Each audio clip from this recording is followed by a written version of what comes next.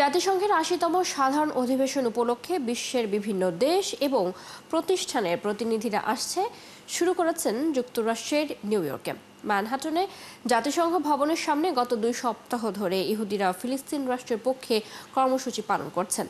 অধিবেশনে ভাষণ দেবেন বাংলাদেশের অন্তর্বর্তীকালীন সরকার প্রধান ডক্টর মোহাম্মদ ইউনূস। বিস্তারিত জানাচ্ছেন যুক্তরাষ্ট্রের প্রতিনিধি তোফাজ্জল লিটন। জাতিসংঘের ভেতরে এই ঘণ্টাধ্বনি ভেসে আসছে ফিলিস্তিনের পক্ষে ইহুদি আয়োজিত এক কর্মসূচি থেকে।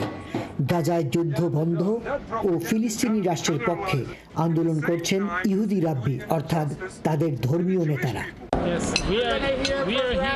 আমরা ইহুদি ধর্মাবলম্বীরা এখানে একত্রিত হয়েছি ফিলিস্তিনের পক্ষে। ইসরায়েল প্রথম থেকে মানবতা বিরোধী অপরাধ করে আসছে গাজাতে। আমরা তার বিরোধিতা করছি।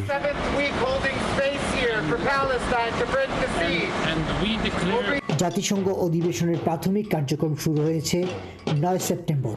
সেদিন থেকেই প্রতিদিন অন্তত ৩০ জন ইহুদি ধর্মীয় প্রতিনিধি ঘণ্টা বাজিয়ে এই প্রতিবাদ সমাবেশ করছেন। ২৩ সেপ্টেম্বর থেকে শুরু হবে অধিবেশনের মূল পর্ব। হাই লেভেল জেনারেল ডিবেট চলবে ২৭ সেপ্টেম্বর পর্যন্ত। এতে বিশ্বের ১৯৩টি দেশের প্রতিনিধি অংশগ্রহণ করবেন। তাদের কর্মসূচিও চলবে সেই পর্যন্ত। আমি একজন রাব্বি এবং আমরা সবাই জাতিসংঘ ভবনের সামনে দাঁড়িয়েছি সারা বিশ্বের সেই সব ইহুদিদের পক্ষে যারা এই যুদ্ধ নিয়ে বিব্রত, যারা এই যুদ্ধের বিপক্ষে, যারা এই যুদ্ধের জন্য নানান সমস্যায় পড়ছেন। নেতানিয়াহু ইহুদি ধর্মকে পরিকল্পিতভাবে ব্যবহার করছেন। যুক্তরাষ্ট্রে ইসরায়েল বিরোধী প্রো প্যালেস্টাইন প্রতিবাদের জেরে ২০২৪ সাল থেকে এ পর্যন্ত ৩,০০০-এর বেশি মানুষ গ্রেফতার হয়েছেন, কিন্তু এই প্রতিবাদ সমাবেশ থেকে কাউকে গ্রেফতার করা হচ্ছে না।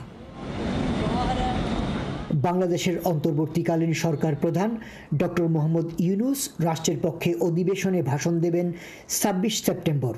নিউ ইয়র্ক কনস্যুলেটের আয়োজনে ২৭ তারিখ দেওয়া হবে গণসংবর্ধনা। একতাই ভালো, শান্তি, উন্নয়ন ও মানবাধিকারের জন্য ৮০ বছর। জাতিসংঘ অধিবেশনের এবারের এই স্লোগানটি বাস্তবায়িত হবে সেই প্রত্যাশা সবার। তোফাজ্জল লিটন, ৭১, জাতিসংঘ সদর দপ্তর, নিউ ইয়র্ক।